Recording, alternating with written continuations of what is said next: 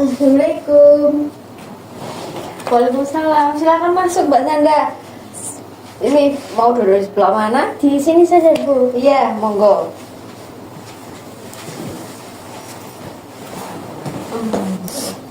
Gimana Mbak Sanda, duduknya sudah nyaman? Sudah, Bu. Oke. Gimana Mbak Sanda kabarnya hari ini? Alhamdulillah baik. Oke, nggak ada sakit ya Mbak Sanda hari ini? Alhamdulillah sehat. Alhamdulillah. Nah, ini tadi habis kelas atau dari rumah ke sini? Tadi ada kelas, Bu. Kelasnya siapa Mbak Sanda? Tadi kelasnya Bu Atul. Oh, Bu Atul itu megang mata kuliah apa ya? Bu Atul itu mata kuliah evaluasi dan supervisi BK, Bu. Oh, loh, emangnya Mbak Sanda ini udah semester berapa? Sekarang sudah semester 5. Oh, udah sibuk banget ya ini berarti semester Iya, 5. Bu. Oke. Terus ini tadi mau habis ini mau langsung pulang apa mau ada kelas lagi? Habis ini mau langsung pulang. Oke. Jadi gini Mbak Sanda, saya di sini tuh sebenarnya juga mau ada acara sebentar lagi. Nah, kalau kita ngobrolnya cuma 20 menitan cukup nggak ya Mbak Sanda? Iya, Bu, nggak apa-apa. 20 menit cukup. Oke, cukup ya. Nanti kalau nggak cukup kita bisa lanjutkan lagi ke sesi berikutnya gitu loh di hari lain mungkin ya. Nah, di sini saya mau mengingatkan ya Mbak Sanda, kalau apapun keputusannya, apapun solusinya itu akan ada di tangan Mbak Sanda sendiri sebagai konseling gitu ya. Nah, saya di sini sebagai konselor hanya sebagai fasilitator saja yang membantu Mbak Sanda untuk menemukan solusinya gitu ya Mbak Sanda. Iya, Bu. Nah, ini kalau boleh tahu apa sih yang ingin Mbak Sanda sampaikan ke saya? Jadi gini, Bu. Saya kan dulu pernah menjalin hubungan nih sama yang kemarin. Sekarang sih udah enggak. Dulu itu kalau bertengkar tuh kan setiap hubungan kan juga ada pertengkarnya. Saat bertengkar itu pasti dia itu ada kekerasan itu, Bu, dari dia ke saya. Itu non verbal maupun verbal gitu, Bu. Oh, jadi termasuk kekerasan fisik juga gitu ya Mbak Sanda? Iya, Bu. Terus waktu Mbak Sanda mengalami hal itu, gimana perasaan Mbak Sanda? Ya sedih sih, Bu. Saya juga ngelawan, tapi kan namanya juga perempuan kan pasti ada kalahnya, kan beda ya sama laki-laki. Jadi ya ngelawan, cuma ya gimana lagi. Itu udah dari kapan Mbak Sanda? Kalau sama dia itu sejak kelas 2, mau kelas 2 SMA. Oh, udah berapa tahun yang lalu kalau Iya. gitu ya? Oh, berarti sampai hari ini juga masih ada dampaknya gitu ya buat Mbak Sanda sendiri? Iya, Bu. Gitu.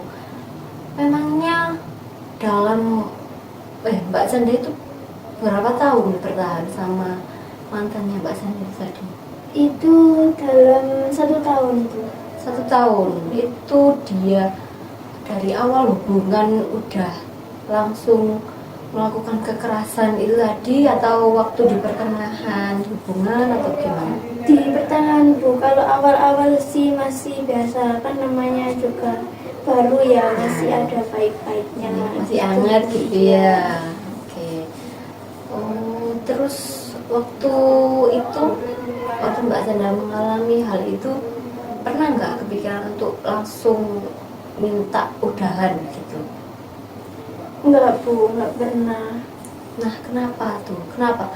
Hal apa sih yang sampai membuat Mbak Sanda itu tetap kuat gitu loh ada di hubungan itu tadi?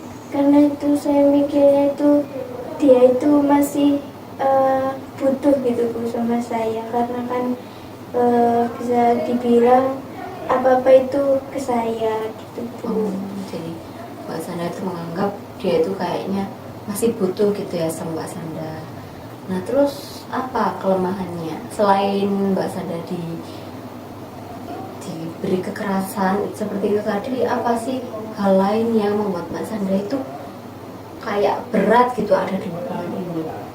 Dia juga pernah sekali nggak sekali sih Bu, beberapa kali itu saat masih sama saya itu dia juga ngejalanin hubungan sama yang lain juga. Oh, dia juga curang gitu ya. Iya. Ya ampun.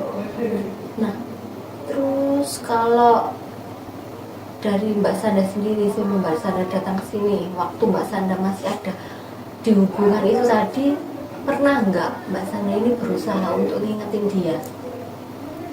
Iya pernah sih, sekali dua kali juga pernah ngingetin dia, cuman ya gimana lagi ya Bu, namanya juga kita sudah diperlakukan kayak gitu tapi juga masih kayak gitu. Tetap aja Iya. dia gitu terus ya. Oke, terus kalau terus pernah nggak Mbak Sanda itu sampai ngomong gitu ke teman-teman Mbak Sanda kayak cerita? Sering Bu, saat itu juga kan di depan teman-teman dia ngelakuin kayak gitu juga ada teman-temannya juga. Terus kalau teman-teman Mbak Sanda tahu nggak kalau Mbak Sanda ini mengalami kekerasan seperti ini, seperti itu maksudnya? Iya Bu, pernah, karena kan di saat itu saat berantem juga ngelakuin kayak gitu tuh di depan teman-teman gitu Bu. Oh, di depan teman-teman Iya, juga dia pernah kayak gitu. Ya. Oh, Jadi ya cerita juga saat kita berantem juga cerita sama teman-teman kalau aku dilakukan saat gitu sama dia. terus tanggapannya teman-teman Mbak Sanda gimana? Ya teman-teman juga bilang udahlah ngapain sih sama dia lagi, kan juga banyak yang nggak kayak dia. Cobalah dibuat mengenal orang baru lagi gitu. Tapi kan saya mikirnya masih kayak gitu, masih kayak dia masih bergantung dengan saya gitu Bu. Oh gitu ya Mbak Sanda. Oke, terus orang tua Mbak Sanda kira-kira tahu nggak Mbak Sanda pernah diginiin sama mantannya Mbak Sanda? Kalau orang tua sih saya nggak cerita kalau saya diperlakukan kayak gitu sama dia. Kenapa nggak bercerita? Takut? Iya takut, karena kan ya nanti kan berpengaruh juga sama saya kalau pernah digituin sama orang, nanti bakal orang tua kan mewaspadai sama yang nanti sama saya lagi gitu Bu. Oh gitu. Oke. Nah terus kan ini udah lama banget ya Mbak Sanda kejadiannya. Nah dari awal kejadian itu waktu Mbak Sanda merasakannya sampai hari ini, kira-kira rasa takutnya itu berkurang apa masih sama kayak yang dulu atau gimana? Kalau saat ini sih sudah agak mendingan, tapi nggak kayak dulu, tapi masih sempat terpikirkan kayak takut gitu Bu. Nah ini kan dengan hal ini pasti kan ada nih perilaku yang Mbak Sanda munculkan gitu ya.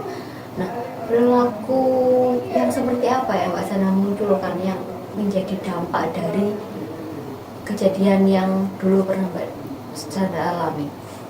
Sekarang itu saya itu kalau ada yang mau dekat dengan saya itu mikirnya itu panjang Bu, kayak takut dia kayak yang kemarin, takut dikerasin lagi gitu Bu. Oh jadi di sini Mbak Sanda itu kayak menyimpan rasa takut gitu ya, kalau nanti ada orang baru, nanti orang barunya ini sama kayak yang dulu gitu ya. Oke, dari sini saya bisa menyimpulkan bahwa permasalahan yang Mbak Sanda miliki ini adalah pernah dilakukan nggak senonoh gitu ya, kayak menerima kekerasan secara verbal dan non verbal dari mantan kekasih gitu ya. dan perilaku itu tadi, dan peristiwa tadi akhirnya menimbulkan perilaku Mbak Sanda yang takut untuk berkenalan gitu ya, lama mikirnya pas berkenalan gitu ya Mbak Sanda. Iya, Bu. Nah, kalau Mbak Sanda dikasih kesempatan nih, Mbak Sanda itu pengen mengubah perilaku yang negatif seperti ini tadi menjadi perilaku yang seperti apa? Ya saya maunya sih kan saya kan nggak mau ya kayak gini-gini terus, jadi mikirnya nggak kayak gitu kan. Semua orang kan nggak kayak gitu, jadi saya itu kalau mau dekat sama orang itu nggak pikir-pikir kayak negatif lagi gitu, Bu.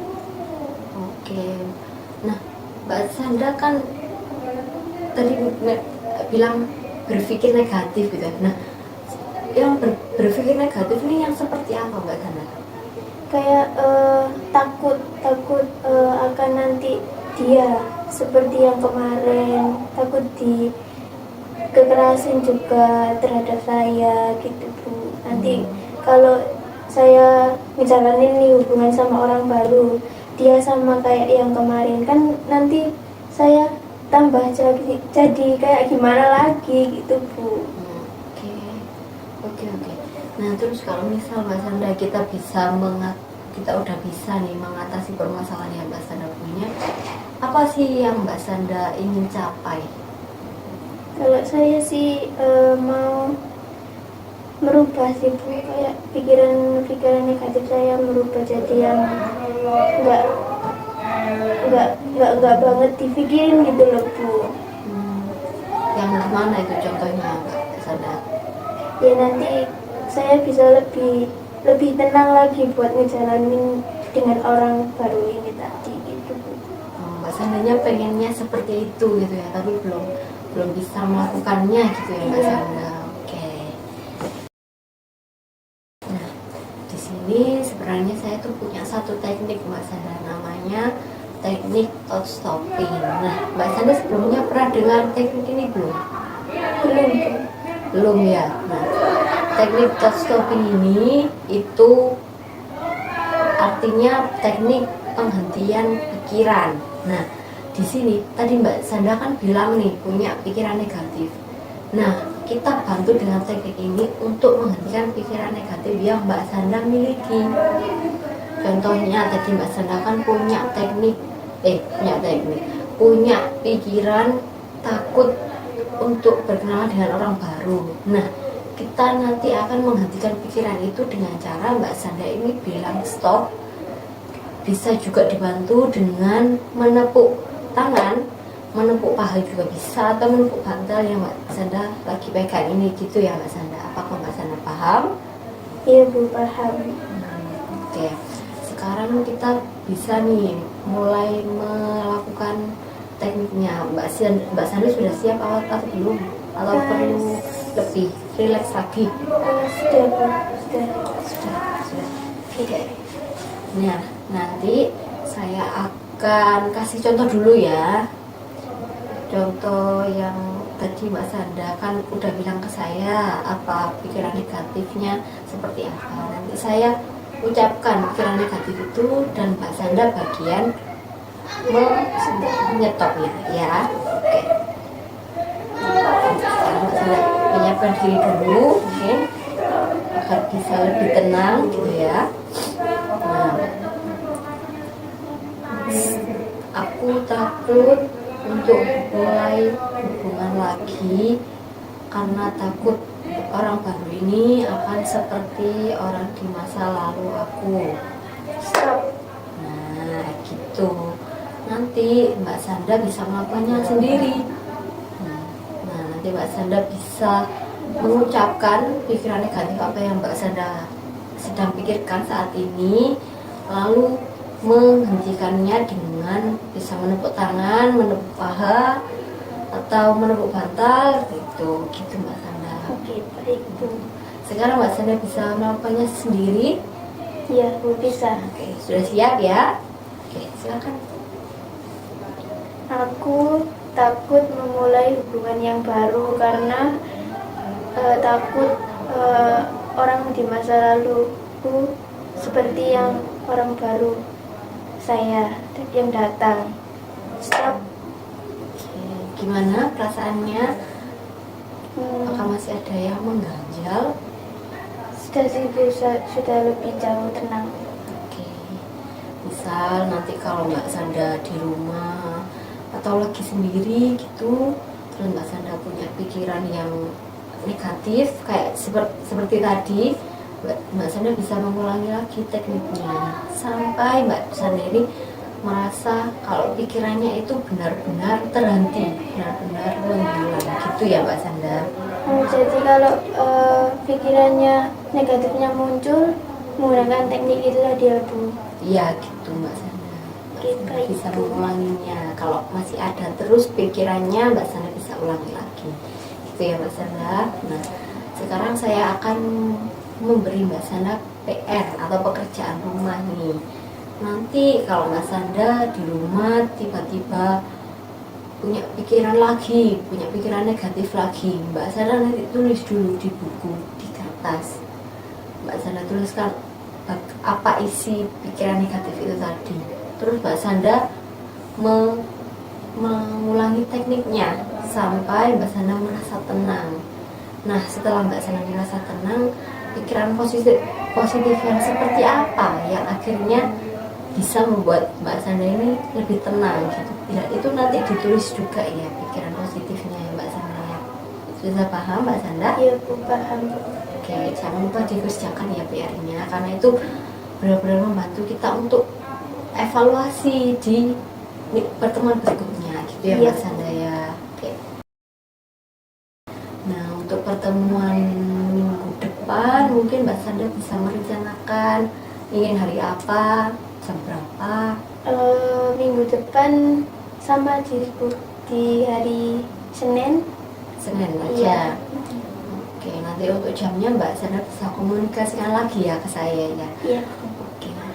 Jadi setelah kita melakukan proses konseling ini sampai hari ini, sampai saat ini, gimana perasaannya Mbak Sanda?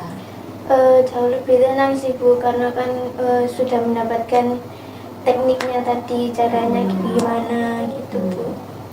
Oke, nggak ada lagi ya yang mengganjal yang ingin disampaikan ke saya lagi mungkin?